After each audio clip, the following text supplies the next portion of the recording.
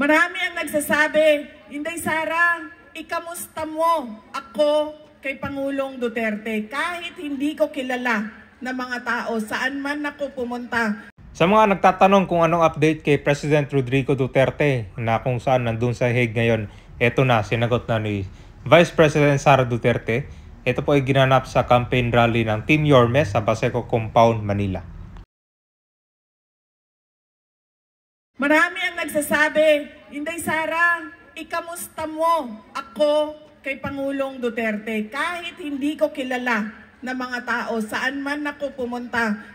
Mga bata, kagabi, yung isang rally namin, paalis na ako, isang bata, hinahabol niya yung sasakyan ko. Sabi niya, kamusta mo ako kay Tatay Digong? Kamusta mo ako kay Tatay Digong? Ang gusto ko lang po i-update sa inyo ay wala naman siyang problema sa kanyang kalusugan. Ang kanyang problema ay hindi siya marunong sa gawaing pambahay.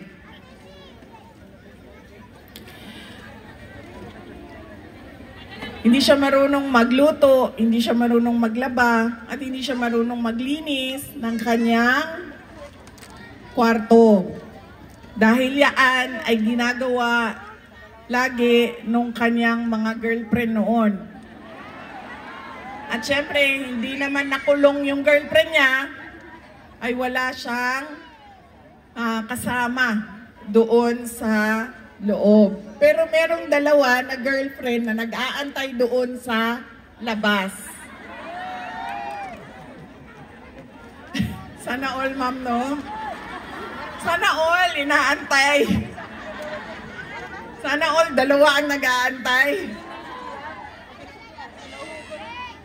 At sana all, nag-aaway. Dahil nag-aaway yung dalawang girlfriend. Sinabi ko, nung nagkausap kami, tumawag siya sa akin eh. Sabi ko na, sabi niya, kamusta ka? Ganyan, sabi niya, masakit. Masakit sakit ako ang kasing-kasing. Masakit ang puso ko, masakit ang puso ko. Sabi ko, sakit ang puso mo, isabihin mo sa doktor.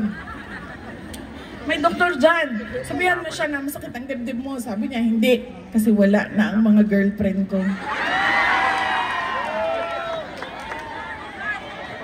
Idol, di ba?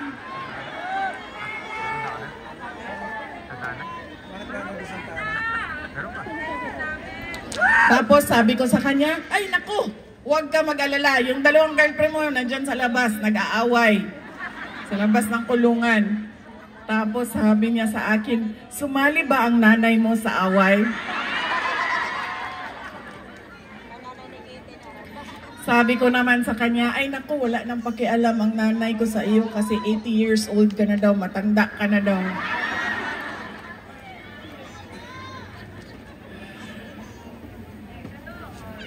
Yan po ang kalagayan ni Pangulong Rodrigo Duterte.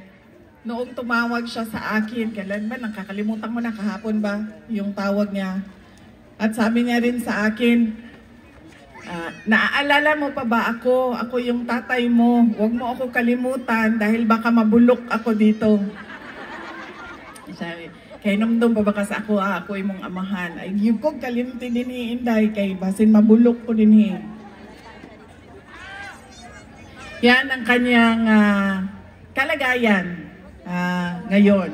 Sa mga nagtatanong ako sa kanila, nagingon siya, nga hangyoon na diretso ang mga tao na ang boto ay para sa 10 senators ng Duterte. Una doon, si Bongo, si Bato de la Rosa, si Jimmy Bondoc, si Rodante Marcoleta, si Vic Rodriguez, si JV Hinlo, si Raul Lambino, si Apollo Kibuloy, si Doc Marites Mata, at si... Sino nakalimutan ko? Philip Salvador. Ayan, memorize nyo na. Maraming salamat. Mas memorize pa ninyo ang listahan kesa sa akin. Yan ang 10 senador na ipinapakiusap ni Pangulong Duterte. Bakit kailangan natin 10 diretso kaagad ang ating mga senators? Una, dahil kapag hinaluan ninyo yan ng ibang politika o ibang grupo at partido, magkakagulo lang yan. Dahil mag-away-away lang yan. Puro bangayan sa politika ang mangyayari, walang proyekto at walang maayos na serbisyo sa bayan. Nakakalimutan eh. Kasi ang ginagawa, away na lang ng away. Pangalawa, kapag sobrang dami ng boto ng mga kandidato at dumadami yon kapag diretso tayo bumoto, vote straight, block voting ang tawag doon. Madami tayo, buboto diretso 10, hindi kayang habulin ng dayaan sa makina dahil napakalaki ng agwat ng mga boto. At ang pangatlong dahilan kung bakit kailangan natin diretso ang boto para sa Duterte, dahil naiintindihan ng 10 senador na yan na kailangan natin ituloy ang nasimulan ni Pangulong Rodrigo Duterte, ang tunay na pagbabago. Yon ang mga rason kung bakit kailangan ipaintindi ko sa inyo paulit-ulit. Diretso tayo sa 10 senators ng Duterte. Kailangan natin ituloy yung tunay na pagbabago, hindi yung pagbabago na tinatawag nila ngayong bagong Pilipinas, pero meron bang nagbago?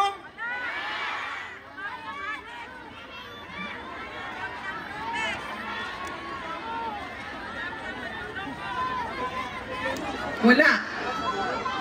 Walang nagbago. At hindi ko alam bakit nila sinasabi na ito na yung bagong Pilipinas. Dahil ang dami ng anomalya sa budget, mga blanco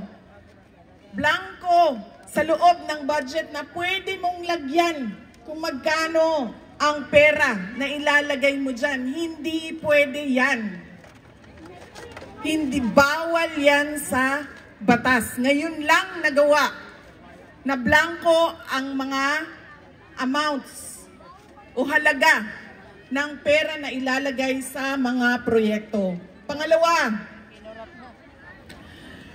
ngayon lang ako nakakita ng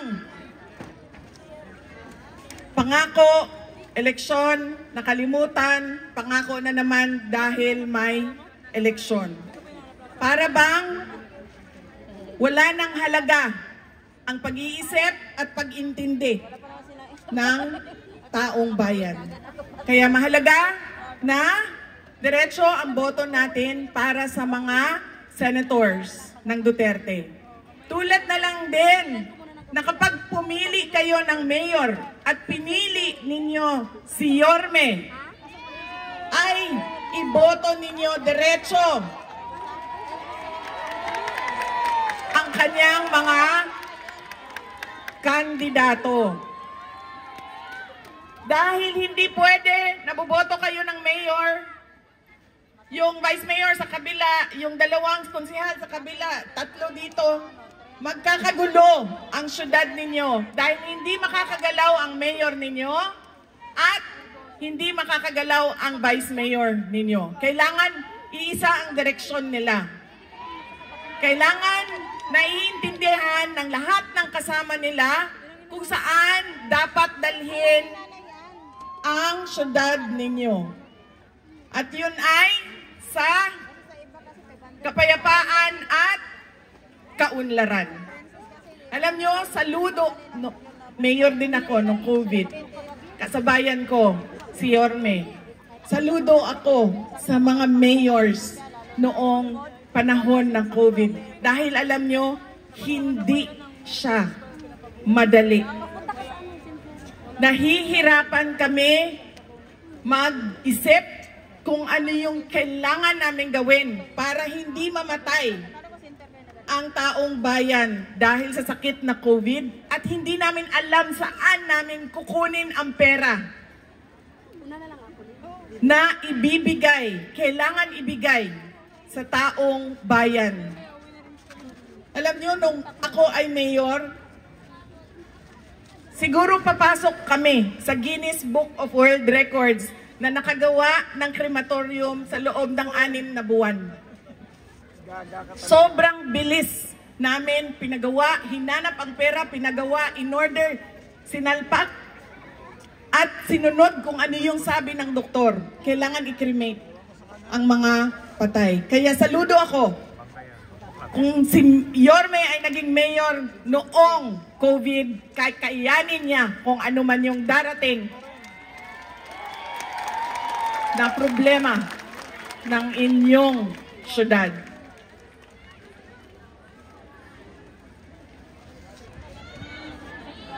Kaya kailangan magkaisa tayong lahat ngayon.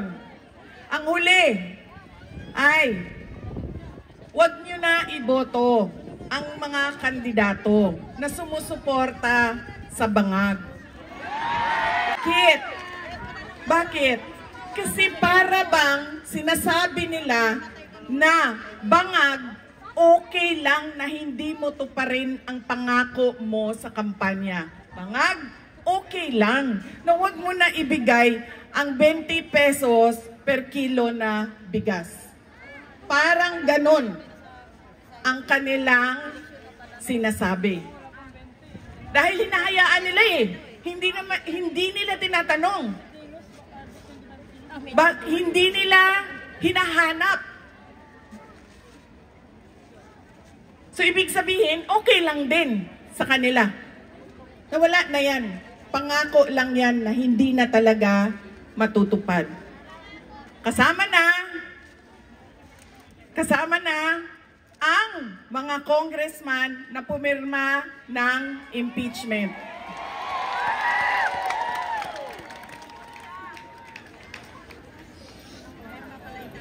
Kaya, kasi kasabot din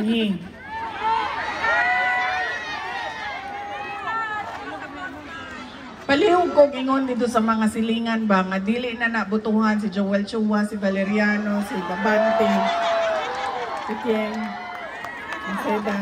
Kamu na'y pasabot dito sa ilaha. Kinsa man ang ato ang congressman dinhi.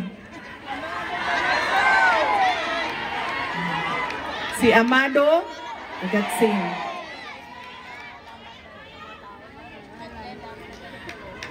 Kasi sa totoo lang, no, hindi ko talaga alam kung anong plano ng administrasyon na ito para sa ating bayan. Para tayo ay maalis sa kahirapan.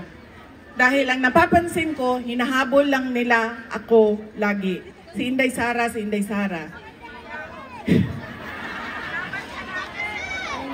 Malamang. Kasi pag nakikita kami, hawak ng hawak. Pag ganyan pa yung hawak ko.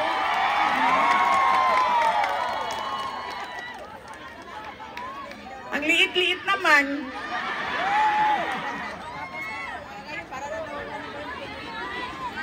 Pangit pa ng ngipin.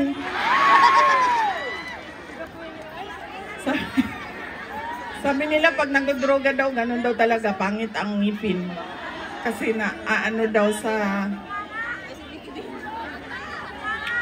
Sandali! Mawawala ako sa sasabihin ko eh. Hinabol nila ako ng hinabol. Binanatan, pinailan ng impeachment, tapos nandyan pa rin si Inday Sara. Gawin natin, nakawin na lang natin yung kidnapin natin yung tatay niya. Nandyan pa rin si Inday Sara. Hindi ko na alam kung ano ang sunod na plano nila. Ang gusto ko lang malaman, ano ba ang plano nila para sa bayan? Maliban sa paulit-ulit na pangako na hanggang ngayon hindi naibibigay sa taong bayan.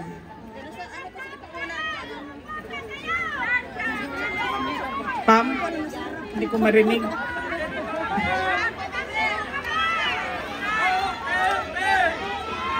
Kaya,